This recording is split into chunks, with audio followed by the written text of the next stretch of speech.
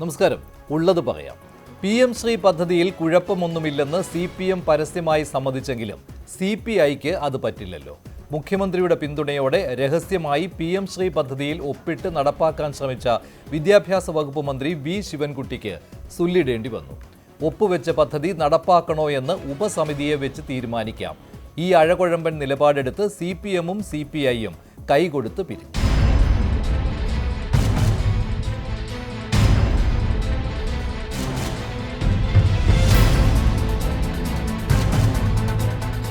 ഞാൻ ബിനോയ് വിശ്വം സാറിനെ കാണാൻ വന്നു. PRL മന്ത്രി ഉണ്ടായിരുന്നു. ഞങ്ങൾ ചില ഈ PM ശ്രീയിൽ ഒപ്പുവെച്ചുകൊണ്ട് ബന്ധപ്പെട്ട ചില വിഷയങ്ങൾ ചർച്ച ചെയ്തു. ആ ചർച്ച ചെയ്ത കാര്യങ്ങൾ വെളിപ്പെടുത്താൻ നമ്മൾ ആഗ്രഹിക്കുന്നില്ല. പോസിറ്റീവാണോ? എല്ലാ പ്രശ്നങ്ങളും തീരും. ചർച്ച എന്ന് പറഞ്ഞാൽ സംയമനത്തിന് നീക്കമാണല്ലോ. ചർച്ച എന്ന് പറഞ്ഞാൽ വിഷയം പരിഹരിക്കുകയാണ്. വിഷയം പരിഹരിക്കണമെന്നാണ് ഞങ്ങൾ ആഗ്രഹിക്കുന്നത്. അത് ചർച്ചയിലൂടെ പരിഹരിക്കുകയല്ലേ മാർഗമുള്ളൂ. അല്ലാതെ വിഷയത്തിൽ നിന്ന് പിന്നോട്ട് പോയിട്ടില്ല. CPIയുടെ നിലപാട് പാർട്ടി സെക്രട്ടറി അറിയിച്ചിട്ടുണ്ട്. ആ കത്തിന്റെ അടിസ്ഥാനത്തിൽ ചർച്ച തുടരും, ചർച്ച ഉണ്ടാകും. സ്വാഭാവികമായി ചർച്ചയിലൂടെ പ്രശ്നങ്ങൾ ഏതും പരിഹരിക്കുന്ന ഒരു സമീപനമാണ് നമ്മൾ മാത്രമല്ല ലോകത്തെമ്പാടും സ്വീകരിച്ചത്. PM ശ്രീ പദ്ധതി ഒപ്പുവെച്ചതോടെ ഒരു കാര്യം ബോധ്യമായി. കേന്ദ്ര വിദ്യാഭ്യാസ നയം വളർന്നുവരുന്ന തലമുറയ്ക്ക് ദോഷമാണെന്ന പ്രചാരണം തെറ്റായിരുന്നു.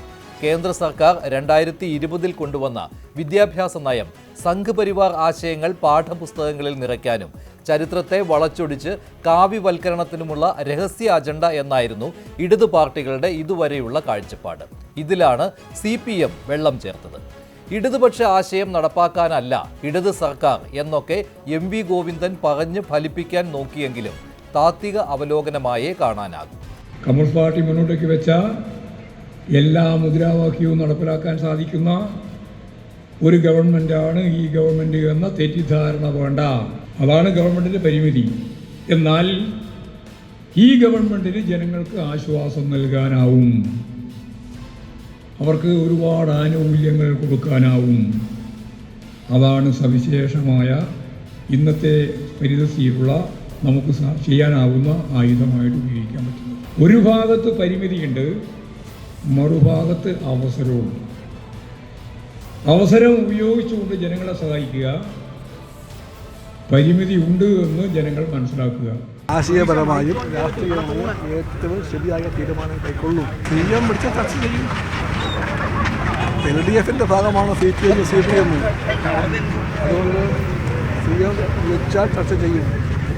ചർച്ചയുടെ എല്ലാ വാതിലും LDFിൽ എപ്പോഴും ഉണ്ടാകും. അത് തുടർന്ന് കിടക്കും. LDF ആണ്. ആശയ അടിത്തറയുണ്ട്, രാഷ്ട്രീയ അടിത്തറയുണ്ട്.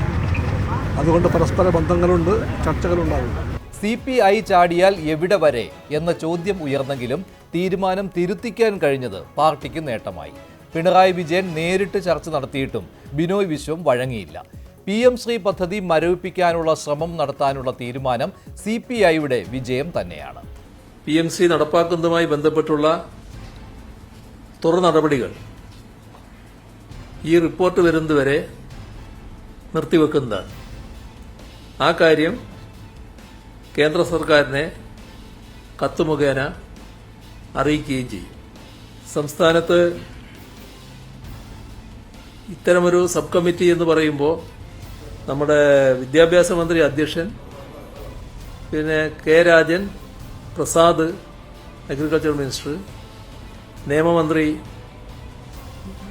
P Rajeev, Roshi Augustine, K Krishnankutty, AK Saseendran, ഇങ്ങനെ 7 അംഗങ്ങളുള്ള കമ്മിറ്റിയാണ് നിശ്ചയിച്ചിട്ടുള്ളത്. CPI പറയും വിജയത്തിൻ്റെ കാര്യമാണ് പറയേണ്ടതെങ്കിൽ ഈ വിജയം LDFിൻ്റെ വിജയമാണ്, ഇടതുപക്ഷ ഐക്യത്തിൻ്റെ വിജയമാണ്, ഇടതുപക്ഷ ആശയത്തിൻ്റെയും രാഷ്ട്രീയത്തിൻ്റെയും വിജയമാണ്.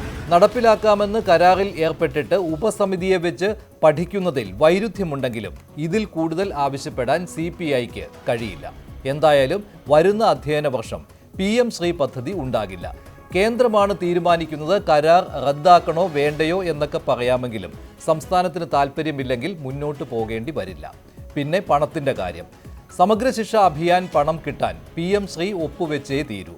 അതിനായുള്ള തന്ത്രപരമായ അടവ് നയം എന്നൊക്കെ പറഞ്ഞ് കേന്ദ്രത്തിന് വഴങ്ങിയതിനെ V ശിവൻകുട്ടിയും CPM സംസ്ഥാന സെക്രട്ടറിയും ന്യായീകരിച്ചെങ്കിലും അതിനും ആയുസ്സുണ്ടായില്ല.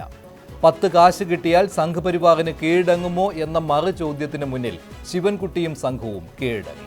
കേരളത്തിലെ ഇന്നലെ വരെ തുടർന്ന് വന്നിട്ടുള്ള ഇടതുപക്ഷ ജനാധിപത്യ പ്രസ്ഥാനത്തിന്റെ വിദ്യാഭ്യാസ നയം ഒരു കാരണവശാലും അടിയറ വയ്ക്കുന്ന പ്രശ്നമേയില്ല.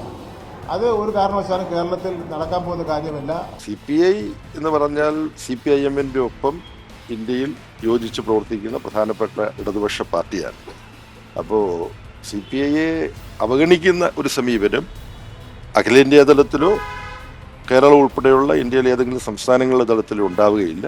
CPI മന്ത്രിമാരെ മന്ത്രിസഭാ യോഗത്തിലേക്ക് വിടില്ലെന്ന തീരുമാനമെടുത്തതാണ് നിർണായകമായത്. കൂട്ടുത്തരവാദിത്തം നഷ്ടമാകുന്നത് സർക്കാരിന് ദോഷം ചെയ്യും.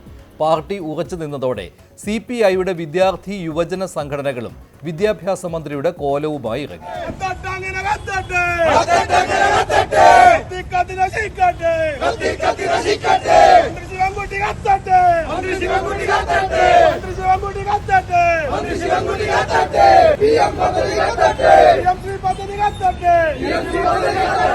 AIYF എന്റെ ഓഫീസിലത്തേക്ക് മാർച്ച് ചെയ്തത് ശരിയായില്ല എന്ന് പറഞ്ഞു. കാരണം നേതാക്കന്മാർ ചർച്ച ചെയ്തുകൊണ്ടിരിക്കുന്ന വിഷയമാണ്. മറ്റൊരു കാര്യം പറഞ്ഞത് എന്റെ കോലം കത്തിച്ചത് ശരിയായില്ല. കാരണം CPI CPM നേതാക്കന്മാരും മുഖ്യമന്ത്രി അടക്കം ചർച്ച ചെയ്തുകൊണ്ടിരിക്കുന്നതിനിടയിൽ ഇത് ആവർത്തിക്കപ്പെടാൻ പാടില്ലായിരുന്നു. പ്രതിപക്ഷത്തുള്ള ആൾക്കാർ നടത്തുന്നേക്കാൾ രൂക്ഷമായ വിമർശനമാണ് അവർ എന്നെ സംബന്ധിച്ച് നടത്തിയത്. എനിക്ക് ഒരിക്കലും പൊരുത്തപ്പെടാൻ കഴിയാത്ത മുദ്രാവാക്യങ്ങൾ എനിക്കെതിരെ വിളിച്ചു. പിന്നെ ഇത് സൗഹൃദമായ വിഷയമല്ലല്ലോ. ശിവൻകുട്ടി ഞാനുമായിട്ടുള്ള സൗഹൃദ സംഭാഷണത്തിൻ്റെ പ്രശ്നങ്ങളല്ലല്ലോ.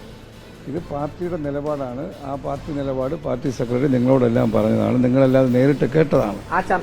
അതിലല്ല ഒത്തുതീർപ്പ് ഫോർമുലയല്ലല്ലോ വിഷയം. അതിനെ സംബന്ധിച്ച് പാർട്ടിയുടെ നിലപാട് തീരുമാനമെടുക്കാൻ കഴിയുന്ന സംഘടനാ രൂപം പാർട്ടിയുടെ എക്സിക്യൂട്ടീവാണ്. നയപരമായ ഒരു വിഷയത്തിൽ, സംഘടനാപരമായ വിഷയത്തിൽ അന്തിമമായ പാർട്ടിക്ക് വെളിച്ചം വീശുന്നത് പാർട്ടി എക്സിക്യൂട്ടീവാണ്. അന്ന് ഒലിച്ചു പോകുന്നതല്ല നമ്മളുണ്ടാക്കിയിട്ടുള്ള സമരപാരമ്പര്യം. ഏതായാലും പ്രശ്നങ്ങളൊക്കെ പരിഹരിച്ച് ഒറ്റക്കെട്ടായി മുന്നോട്ട് പോവുകയാണ്. GRNൽ ഒരു പറ്റിപ്പോയത് അബദ്ധമെന്ന് അങ്ങനെ എന്തെങ്കിലും പറയാൻ പറ്റുന്ന കാര്യങ്ങളാണെങ്കിൽ ഇല്ല, അങ്ങനെ ഞങ്ങളൊക്കെ വളരെ അടുത്ത സുഹൃത്തുക്കളല്ലേ. ഏതെങ്കിലും ഒരു വിഷയത്തിൽ വിഷമം ഉണ്ടാകുമെങ്കിൽ അങ്ങോട്ട് നമ്മൾ പറയില്ലേ. ചട്ടിയും കലമാകുമ്പോൾ തട്ടിമുട്ടിയെല്ലാം കിടക്കും. അതിൽ വേറെ കാര്യമൊന്നും. മുന്നണി ഐക്യം തകരുന്ന നിമിഷങ്ങളായിരുന്നു സെക്രട്ടേറിയറ്റിന് മുന്നിൽ. ആശയപരമായ ഏറ്റുമുട്ടലായതിനാലാണ് CPIക്ക് വിജയം നേടാനായത്. BJP വിരുദ്ധ പോരാട്ടത്തിൽ വെള്ളം ചേർത്ത CPMന് കേന്ദ്രത്തിൽ നിന്ന് കാശ് കിട്ടും എന്ന ന്യായത്തിൽ കടിച്ചു തൂങ്ങാൻ കഴിഞ്ഞില്ല. മുന്നണിയിൽ ചർച്ച ചെയ്യാതെ, മന്ത്രിസഭയിൽ പരിഗണിക്കാതെ ഉദ്യോഗസ്ഥരെ ഡൽഹിയിൽ വിട്ട് രാഖി രാമാനം ഒപ്പുവെച്ചതിന് ന്യായീകരണമില്ല. PM ശ്രീ പദ്ധതി കൊണ്ട് കുഴപ്പമില്ലെങ്കിലും മുന്നണി മര്യാദ എല്ലാവർക്കും ബാധകമാണ്. കരാറിൽ ഏർപ്പെടില്ലെന്ന വിശ്വാസത്തിൽ CPI മന്ത്രിമാർ പരസ്യമായി പ്രതികരിച്ചതിന് ശേഷം മാധ്യമങ്ങളിലൂടെ ഒപ്പിട്ട വിവരം അറിഞ്ഞത് CPIക്ക് സഹിക്കാവുന്നതിലും അപ്പുറമായിരുന്നു. CPI എവിടെ വരെ പോകും എന്ന ചോദ്യത്തിനൊപ്പം ധാർമ്മികമായ ഒരു പിന്തുണയും പാർട്ടിക്ക് കിട്ടാൻ അങ്ങനെ കാരണങ്ങൾ പലതാണ്. ഒപ്പം BJP വിരുദ്ധ പോരാട്ടത്തിൽ നിന്ന് പിന്നോട്ടു പോയാൽ ഉണ്ടാവുന്ന ഭവിഷ്യത്തിനെക്കുറിച്ച് ബോധവാന്മാരായ CPM നേതാക്കളിൽ നിന്ന് കിട്ടിയ അണിയറയിലെ പിന്തുണയും CPIക്ക് ഗുണം ചെയ്തു.